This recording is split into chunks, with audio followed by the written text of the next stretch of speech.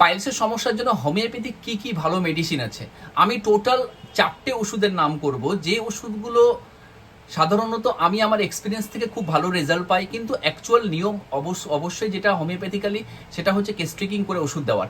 আমি আমার এক্সপিরিয়েন্স থেকে টোটাল 4টে ওষুধ নামবো, তার মধ্যে সব থেকে ভেরি ভেরি ইম্পর্টেন্ট ওষুধ সেটা হচ্ছে হেমামালিস। হেমামালিস কোন ক্ষেত্রে আমি দেবো? একটা ব্লিডিং পাইলস থাকবে, তার সাথে একটা সোরনেস এবং ব্রুস ফিলিং থাকবে, একটা ব্যথা থাকবে কনস্ট্যান্ট, তখন যদি থাকি তাহলে হেমামালিস 30 পোটেন্সি দিনে 4বার করে অন্তত 4 থেকে 5 দিন আমি খেতে বলবো। তার সাথে সাথে খাবারটা মেনটেন, ফাইবার ফুড জাতীয় খাবার আমি খেতে বলবো। দ্বিতীয় হচ্ছে নাক্স ভূমিকা আমি দিতে পারি 30 পোটেন্সি। কখন দেবো? তাদেরকেই দেবো যারা সেডেন্টারি লাইফ লিড করে, যারা প্রচন্ড নাইট ওয়াচ করে, অ্যালকোহল যারা নেশা পানি করে, এবং আবার অবশ্যই স্পাইসি ফুড হয়তো খেয়ে এসছে এবং ফাস্ট ফুড খেয়ে, তাদের ক্ষেত্রে যদি হয় তাহলে নাক্স ভূমিকা 30 পোটেন্সি দিনে 4বার করে অন্তত 4 থেকে 5 দিন যদি চালাই তাহলে অবশ্যই এই সমস্যার সমাধান হবে। 3 নম্বর কলিনসোমিয়া আমি দেবো কোন সময়টাতে?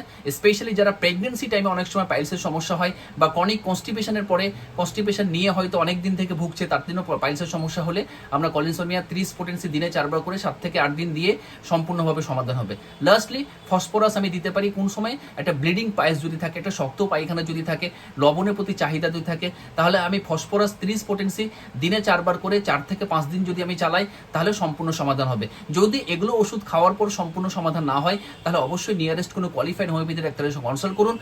ডেফিনেটলি আপনার পাইলসের সমস্যা হোমিওপ্যাথিক্যালি সম্পূর্ণভাবে সুস্থ হবে। আরও ডিটেলস ভিডিও দেখার জন্য আমার ইউটিউবের লিঙ্ক আমি কমেন্টে দেবো, আপনারা যান, পুরো ভিডিও দেখুন, অনেক ভিডিও আছে মেডিকেল সংক্রান্ত, দেখুন, আশা করছি ভালো লাগবে।